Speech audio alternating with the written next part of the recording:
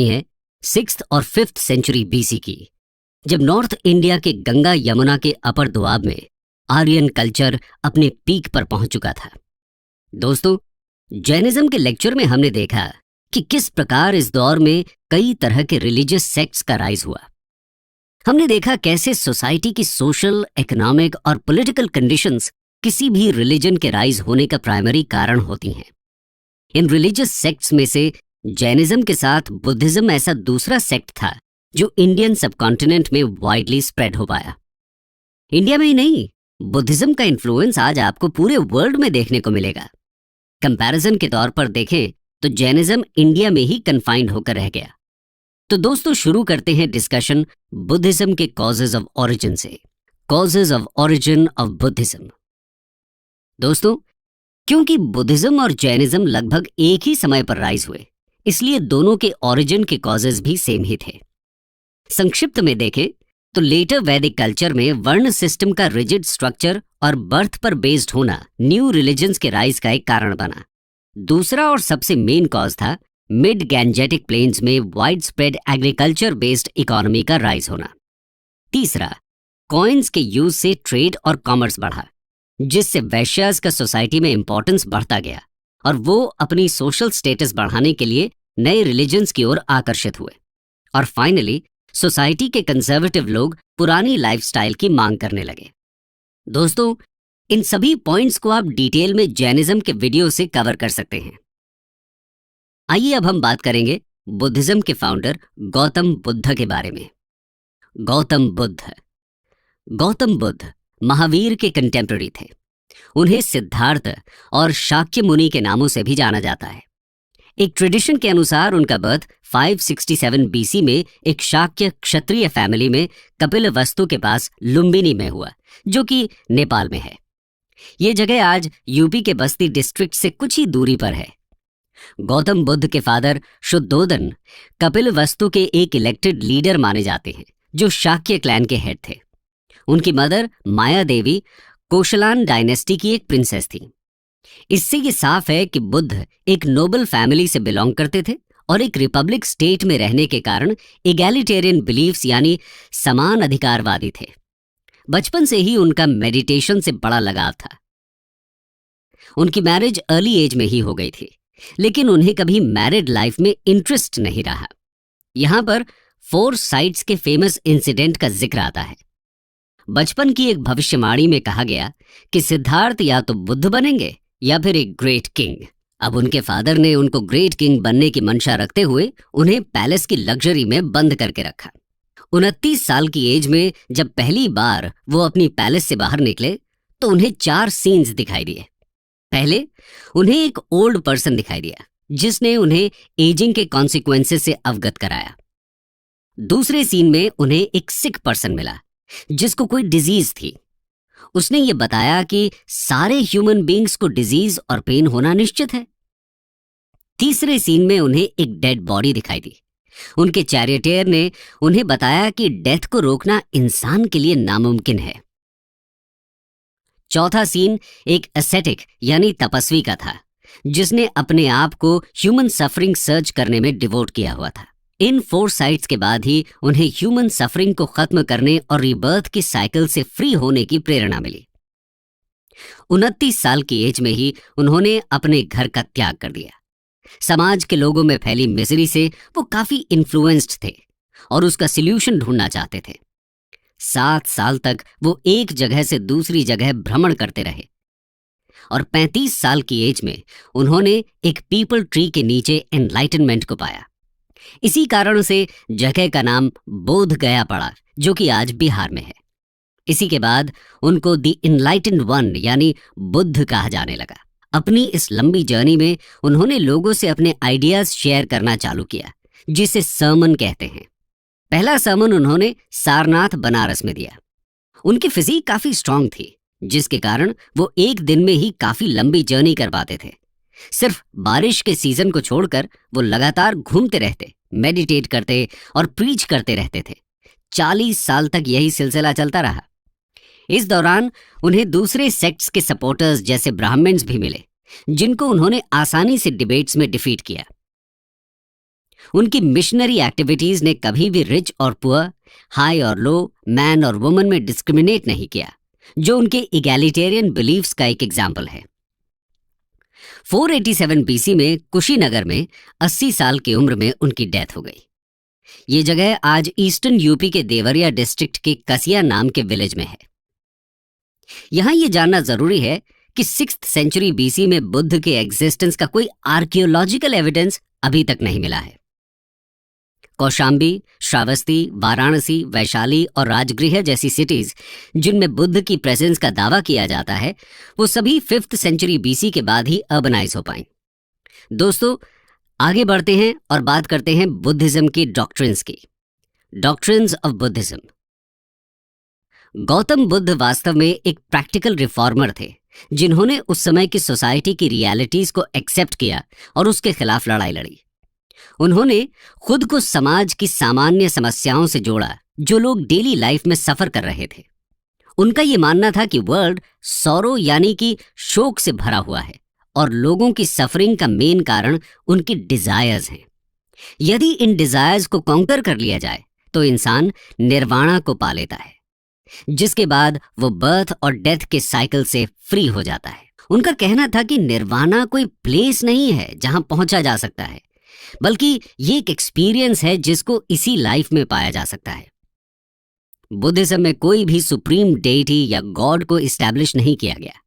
बुद्ध ने human misery को eliminate करने के लिए 8 फोल्ड पाथ यानी अष्टांगिका मार्ग को रेकमेंड किया। 3rd सेंचुरी बीसी के एक टेक्स्ट में इस पाथ का मेंशन किया गया है। इस 8 फोल्ड पाथ में इंक्लूडेड है राइट ऑब्जर्वेशन यानी सम्यक दृष्टि, राइट डिटर्मिनेशन यानी सम्यक संकल्प, राइट स्पीच यानी सम्यक वाणी, राइट एक्शन यानी सम्यक कर्मांत, राइट लाइवलीहुड यानी सम्यक आजीविका, राइट एफर्ट यानी सम्यक व्यायाम, राइट अवेयरनेस यानी सम्यक स्मृति और राइट कंसर्न यानी सम्यक समाधि। बुद्ध के अनुसार यदि मनुष्य इस 8 फोल्ड पाथ को फॉलो करेगा तो वो अपने आप को रिचुअल्स को फॉलो करने की नेसेसिटीज से दूर रख पाएगा और निर्वाणा की ओर अग्रसर हो पाएगा, और ऐसा करके वो अपने फाइनल डेस्टिनेशन को पाने में सक्सेसफुल हो पाएगा। बुद्ध की सबसे इंपॉर्टेंट फिलॉसफीज में से एक थी मिडिल पाथ। इसके हिसाब से इंसान को लग्जरी और ऑस्टेरिटी यानी तपस्वी जीवन के बीच में रहने के उपदेश दिए। दोनों ही चीजें एक्सेस में नहीं होनी चाहिए। यही फिलॉसफी बुद्ध को महावीर से अलग बनाती है, जहां महावीर ने स्ट्रिक्ट ऑस्टेरिटी को फॉलो करने को कहा। बुद्ध ने अपने फॉलोअर्स के लिए एक कोड ऑफ कॉन्डक्ट भी बनाया। उसके प्रिंसिपल टेनेट्स कुछ इस प्रकार थे। डू नॉट कमिट वायलेंस यानी हिंसा मत करो, do not covet the property of others यानी दूसरों की संपत्ति की कामना मत करो, डू नॉट यूज इंटॉक्सिकेंट्स यानी मादक द्रव्यों का प्रयोग मत करो, डू नॉट टेल अ लाई यानी झूठ मत बोलो, do not indulge in sexual misconduct and adultery यानी व्यभिचार से दूर रहे। आप देखेंगे कि ये टीचिंग्स हमें जैनिज्म में और बाकी सभी रिलीजन्स में भी देखने को मिलती हैं। बुद्ध के अनुसार हर इंसान खुद ही अपनी हैप्पीनेस के लिए रिस्पॉन्सिबल होता है। ये फीचर बुद्धिज्म के इंडिविजुअलिस्टिक कंपोनेंट को दर्शाता है। दोस्तों, जैनिज्म और बुद्धिज्म इसी दौर में राइज हुए, तो एक नजर डालते हैं दोनों के डॉक्ट्रिन्स के डिफरेंसेस में। Comparison with Jainism. Buddhism cycle of birth and death में बिलीव करता है, जो कि सिर्फ निर्वाणा यानी एनलाइटनमेंट से ब्रेक हो सकता है, जबकि जैनिज्म इंसान के गुड और बैड डीड्स के हिसाब से चलता रहेगा जब तक लिबरेशन अचीव नहीं होता। बुद्धिज्म में सिन को डिफाइन नहीं किया गया है, जबकि जैनिज्म में दूसरों को हार्म पहुंचाना सिन बताया गया है। बुद्धिस्ट टीचिंग के अनुसार लाइफ को सफरिंग बताया गया है, जो डिजायर्स के कारण उत्पन्न होती हैं। 8 फोल्ड पाथ को फॉलो करके इंसान इससे बच सकता है। जैनिज्म सभी लिविंग बीइंग्स की रिस्पेक्ट पर स्ट्रेस करता है और लिबरेशन का माध्यम 5 वाउस बताए गए हैं। बुद्धिज्म के 2 मेन सेक्ट्स हैं, महायान और हीनयान। जैनिज्म के 2 मेन सेक्ट्स हैं, श्वेतांबरस एंड दिगंबरस। दोस्तों, आगे बढ़ते हैं और देखते हैं बुद्धिज्म के फीचर्स, और ये भी देखेंगे कि किस तरह बुद्धिज्म का स्प्रेड हुआ। Features of Buddhism and causes of its spread. Buddhism ने गॉड और सोल के एग्जिस्टेंस को डिनाई किया, और ये फीचर इंडियन रिलीजन्स की हिस्ट्री में एक रेवोल्यूशन की तरह देखा जा सकता है। बुद्धिज्म ने वर्ण सिस्टम को अटैक किया, जिसके कारण वो लोअर स्ट्रेटा के लोगों से अटैच हो पाया। इसमें शुरुआती दौर में किसी भी तरह के फिलोसॉफिकल डिस्कशन को इनकरेज नहीं किया गया, जिसके चलते आम आदमी इससे अट्रैक्ट हुए। ब्राह्मणिज्म के कंपैरिजन में बुद्धिज्म लिबरल और डेमोक्रेटिक रिलीजन के तौर पर उभर कर आया। बुद्धिज्म ने पर्टिकुलरली नॉन वैदिक एरियाज के लोगों को अपील किया।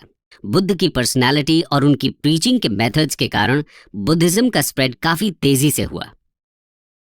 उन्होंने ईविल को गुडनेस से और हेट्रेड को लव से फाइट करने की बात कही। विट और प्रेजेंस ऑफ माइंड से उन्होंने अपने ओपोनेंट्स को टैकल किया। पाली लैंग्वेज, जो कि प्राकृत लैंग्वेज का एक टाइप है, उसने कॉमन लोगों के बीच बुद्धिज्म के स्प्रेड में कंट्रीब्यूट किया। और बुद्ध ने रिलीजियस ऑर्डर यानी संघ को ऑर्गेनाइज किया, जो हर तरह की कास्ट, क्रीड और सेक्स के लोगों के लिए खुला था। इन बुद्धिस्ट ऑर्डर्स यानी संघ में विमेन को भी मेन के बराबर का अधिकार मिला। स्लेव्स केवल अपने मास्टर्स की परमिशन के बाद ही ज्वाइन कर सकते थे। संघ को ज्वाइन करने के लिए कॉन्टिनेंस यानी संयम, पॉवर्टी और फेथ होना जरूरी था। तो ओवरऑल अगर देखा जाए तो बुद्धिज्म के 3 प्रिंसिपल एलिमेंट्स थे: बुद्ध, धम्म और संघ। ऑर्गेनाइज्ड प्रीचिंग और संघ की मदद से बुद्धिज्म बहुत तेजी से प्रोग्रेस करने लगा। मगध, कौशाल और कौशाम्बी जैसे कई रिपब्लिकन स्टेट्स के रूलर्स और वहां के लोगों ने बुद्धिज्म को अपनाया। बुद्ध की डेथ के 200 साल बाद अशोक ने बुद्धिज्म को एम्ब्रेस किया। अशोक ने अपनी मिशनरी एक्टिविटीज से बुद्धिज्म को सेंट्रल एशिया, वेस्ट एशिया और श्रीलंका तक पहुंचाया और बुद्धिज्म को एक वर्ल्ड रिलीजन बना दिया। बुद्धिज्म का ओरिजिन जरूर इंडिया में रहा, पर यह इंडिया से डिसअपियर हो गया, लेकिन south Asian, south east Asian और ईस्ट एशियन कंट्रीज में फॉलो किया जाता है। दोस्तों, गौतम बुद्ध की डेथ के बाद उनकी टीचिंग्स को कंपाइल करने के लिए एक काउंसिल का गठन किया गया। आगे चलकर टोटल 4 काउंसिल्स बुद्धिज्म में हुई। इन काउंसिल्स पर एक नजर डालते हैं। Buddhist councils. First council king Ajatashatru के पेट्रोनेज में 483 बीसी में हुई। मंक महाकश्यपा ने इसको प्रिसाइड किया। राजगृह के सत्तपानी केव में यह काउंसिल हुई। बुद्ध की टीचिंग्स यानी सुत्त को प्रिजर्व करने और डिसाइपल्स के रूल्स बनाने के लिए यह काउंसिल हुई। इसी काउंसिल में बुद्ध की टीचिंग्स को 3 पिटकास में डिवाइड किया गया। सेकंड काउंसिल किंग कालाशोका के पेट्रोनेज में वैशाली में 383 बीसी में हुई। इसको सबाकमी ने प्रिसाइड किया। थर्ड काउंसिल किंग अशोका के पेट्रोनेज में 250 बीसी में पाटलिपुत्र में हुई। मोगलीपुत्र तिस्सा ने इसको प्रिसाइड किया। फोर्थ काउंसिल कुषाण टेम्पल के किंग कनिष्क के पेट्रोनेज में 72 एडी में कुंडलवन कश्मीर में आयोजित की गई। वासुमित्र ने इसको प्रिसाइड किया। फोर्थ काउंसिल इंपॉर्टेंट रही क्योंकि इसी काउंसिल में बुद्धिज्म 2 सेक्ट्स महायान और हीनयान में डिवाइड हो गया। दोस्तों, आज बुद्धिज्म हजारों सेक्ट्स और स्कूल्स ऑफ थॉट्स में डिवाइडेड है। इनमें से कुछ इंपॉर्टेंट स्कूल्स और उनकी बेसिक आइडियोलॉजी को समझते हैं। Schools of Buddhism. महायान, इसका लिटरल मीनिंग है ग्रेट व्हीकल। इसके अंतर्गत बुद्ध को गॉड की श्रेणी में रखा गया। बुद्ध की आइडल वर्शिप को इंपॉर्टेंस दी गई। महायान बुद्धिज्म नॉर्थ इंडिया और कश्मीर में ओरिजिनेट हुआ और बाद में सेंट्रल एशिया, ईस्ट एशिया और साउथ ईस्ट एशिया में स्प्रेड हुआ। चाइना, कोरिया, तिब्बत और जापान में इस बुद्धिस्ट स्कूल को फॉलो किया जाता है। हीनयान, इसका लिटरल मीनिंग है लेसर व्हीकल। इसमें बुद्ध की ओरिजिनल टीचिंग्स पर स्ट्रेस दिया गया। आइडल वर्शिप को रिजेक्ट किया गया। सेल्फ डिसिप्लिन और मेडिटेशन के थ्रू इंडिविजुअल सैल्वेशन को पाने की बात कही गई। थेरावड़ा हीनयान स्कूल का ही सेक्ट है। ओरिजिनल बुद्ध टीचिंग्स के सबसे करीब इसको माना जाता है। श्रीलंका में इसका डेवलपमेंट हुआ और वहां से साउथ ईस्ट एशिया में इसका स्प्रेड हुआ। कैम्बोडिया, लाओस, म्यांमार, श्रीलंका और थाईलैंड में ये डोमिनेंट है। वज्रायन यानी द व्हीकल ऑफ थंडरबोल्ट, इसको तांत्रिक बुद्धिज्म भी कहा जाता है। 900 सीई में इंडिया में यह स्टार्ट हुआ। इसमें कुछ स्पेशलाइज्ड नॉलेज वाले लोगों को ही इंपॉर्टेंस दी गई है। इसके काफी स्ट्रिक्ट रिचुअल्स को फॉलो किया जाता है। अब एक नजर डालते हैं इंपॉर्टेंट बुद्धिस्ट टेक्स्ट्स पर। Major Buddhist texts. बुद्ध की टीचिंग्स ओरल थी, जिसको संघ के मेंबर्स ने मेमोराइज किया और स्पेशल ओकेजन्स में रिसाइट किया। फर्स्ट काउंसिल में 3 पिटकास में इसको डिवाइड किया गया और 25 बीसी में पाली लैंग्वेज में इनको लिखा गया। पहला विनया पिटका, इसमें मंक्स और नन्स के लिए रूल्स ऑफ कॉन्डक्ट और मोनास्टिक लाइफ में फॉलो किए जाने वाले डिसिप्लिन को मेंशन किया गया है। दूसरा सुत्त पिटका, इसमें बुद्ध की मेन टीचिंग्स यानी धम्म को एक्सप्लेन किया गया है। इसको 5 निकायाज में डिवाइड किया गया है। दिघा निकाया, अंगुत्तरा निकाया, खुद्दका निकाया, संयुत्त निकाया और मध्यमा निकाया। तीसरा है अभिधम्म पिटका, इसमें मंक्स की टीचिंग्स का फिलोसॉफिकल एनालिसिस दिया गया है। इसी तरह के कुछ और इंपॉर्टेंट बुद्धिस्ट टेक्स्ट्स हैं, जैसे दिव्य वंदना, दीपावंसा, महावंसा, मिलिंद पन्हा एटसेट्रा। दोस्तों, जैसा कि हमने देखा कि बुद्धिज्म इंडिया से डिसअपियर हो गया, लेकिन ये किन कारणों की वजह से हुआ, आइए जानते हैं नेक्स्ट सेक्शन में। Causes of decline of Buddhism. 12th century के अंत तक बुद्धिज्म इंडिया से ऑलमोस्ट एक्सटिंक्ट हो गया। दोस्तों, कोई भी रिलीजन स्टार्ट होने का बेसिक कारण स्पिरिट ऑफ रिफॉर्म होती है, लेकिन समय के साथ वो रिचुअल्स और सेरेमनीज के सामने झुक जाता है। ब्राह्मणिज्म्स के जिन ईविल से लड़ाई लड़ते हुए बुद्धिज्म का राइज हुआ था, वही उसके डिक्लाइन का कारण बना। बुद्धिस्ट चैलेंज से लड़ने के लिए ब्राह्मण्स ने अपने रिलीजन को रिफॉर्म किया। उन्होंने कैटल वेल्थ को प्रिजर्व करने की बात कही और वुमेन और शूद्रास को हेवन में एडमिशन का अश्योरेंस दिया। बुद्धिस्ट मंक्स धीरे धीरे मेन स्ट्रीम लोगों से कट ऑफ होते चले गए। उन्होंने कॉमन पीपल की लैंग्वेज यानी पाली को अबैंडन कर दिया और संस्कृत को अपना लिया, जो कि इंटेलेक्चुअल्स की लैंग्वेज थी। 1st सेंचुरी के बाद से ही मंक्स ने आइडल वर्शिप प्रैक्टिस करना चालू कर दिया। रिच ऑफरिंग्स और रॉयल ग्रांट्स के चलते बुद्धिस्ट मॉनेस्ट्रीज के मंक्स की लाइफ इजी हो गई। कुछ मॉनेस्ट्रीज जैसे नालंदा ने करीब 200 विलेजेस से रेवेन्यू कलेक्ट करना चालू कर दिया। 7th सेंचुरी तक बुद्धिस्ट मॉनेस्ट्रीज ईज लविंग लोगों के डोमिनेशन में आ गई और गौतम बुद्ध ने जिन करप्ट प्रैक्टिसेस को प्रोहिबिट किया, उसी का सेंटर बन गई। इस नए तरह के बुद्धिज्म को वज्रायन बोला गया। ब्राह्मण रूलर पुष्यमित्र शुंग ने बुद्धिस्ट्स को परसिक्यूट किया। इसी तरह के कई इंस्टेंसेस हमें हिस्ट्री में देखने को मिलते हैं। हुन किंग मिहिर कुल ने हंड्रेड्स ऑफ बुद्धिस्ट्स को मार दिया। शशांक ऑफ गौड़ा ने बोधि ट्री को गिरवा दिया, जहां बुद्ध को इनलाइटनमेंट मिला। ट्रैवलर हुएन सैंग के अनुसार करीब 1600 स्तूपास को डिस्ट्रॉय कर दिया गया और हजारों मंक्स और फॉलोअर्स को मार दिया गया। साउथ इंडिया में शैवाइट्स और वैष्णवाइट्स ने अर्ली मिडीवल एरा में जैन और बुद्धिस्ट्स दोनों को ही अपोज किया। इन कॉन्फ्लिक्ट्स के चलते बुद्धिज्म वीक हो गया। मॉनेस्ट्रीज के रिच होने के बाद टर्किश इन्वेडर्स स्पेशली इन्हीं को टारगेट करने लगे। उन्होंने मॉनेस्ट्रीज को लूटा और बुद्धिस्ट की एक बड़ी संख्या को मौत के घाट उतार दिया। इन्हीं सब कारणों से 12th सेंचुरी तक बुद्धिज्म इंडिया से वर्चुअली डिसअपियर हो गया। लेकिन डिसअपियर होने के बावजूद बुद्धिज्म ने इंडियन सोसाइटी और इकोनॉमी पर अपनी छाप छोड़ी। आइए जानते हैं नेक्स्ट सेक्शन में significance and influence of Buddhism. पहले बात करते हैं इनइक्वालिटी एंड पॉवर्टी पे बुद्धिज्म के व्यूज की। दोस्तों, नॉर्थ ईस्ट इंडिया में iron plough share based agriculture, traders और कॉइन्स के कारण ट्रेडर्स और नोबल्स ने अच्छी खासी वेल्थ जोड़ ली थी। इसके कारण सोसाइटी में सोशल और इकोनॉमिक इनइक्वालिटीज क्रिएट हो गई। बुद्धिज्म ने लोगों को वेल्थ न अक्यूमुलेट करने की हिदायत दी।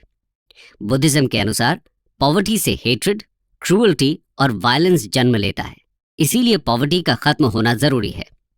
अब बात करते हैं वर्ण क्लासिफिकेशन के बेसिस की। बुद्धिज्म के हिसाब से वर्ण क्लासिफिकेशन इंडिविजुअल एक्शन और क्वालिटीज पर बेस्ड था, अनलाइक ब्राह्मणिज्म जिनके लिए वर्ण क्लासिफिकेशन बर्थ पर बेस्ड था। अनडाउटेडली बुद्धिज्म का मेन ऑब्जेक्टिव था सैल्वेशन ऑफ द इंडिविजुअल और निर्वाणा। अब बात करते हैं status of women and Shudras की।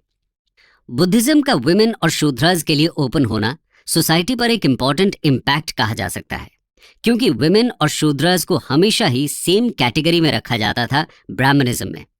उन्हें वैदिक टेक्स्ट पढ़ने और सीक्रेट थ्रेड को पहनने की आज़ादी नहीं थी, और बुद्धिज्म में कन्वर्ट होते ही उन्हें इस इंफीरियॉरिटी मार्क्स से फ्रीडम मिला।